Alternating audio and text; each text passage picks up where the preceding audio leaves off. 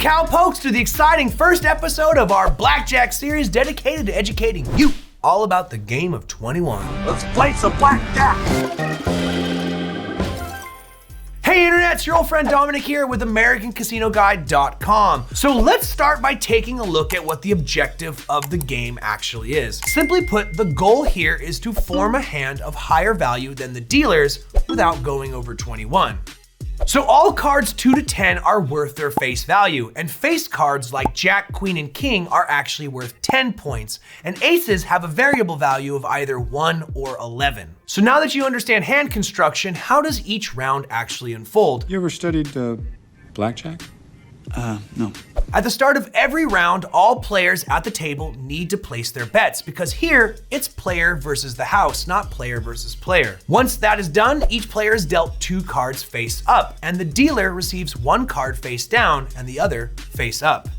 If you're lucky enough to be dealt an ace and a 10-point card right away, it means you have 21 points. You've landed a blackjack, or what we call a natural, and are gonna win automatically. Unless the dealer's getting one too, because in that case it's a tie and there's no winning for you. Now, assuming no one gets a blackjack and this is just a normal game, the dealer's gonna move from the leftmost player to the right, asking everyone in turn how they wanna act before resolving the dealer's own hand.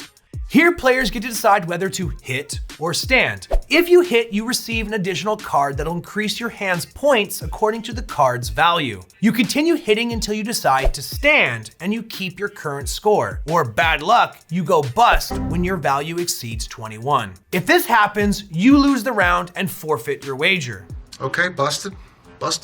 Once all players have taken their respective actions, the dealer must play their own hand and take cards until they typically hit 17, where they'll be forced to stand. In cases where the dealer busts, any player still in the hand wins automatically. Once the dealer stands on their hand, any player whose value exceeds theirs wins.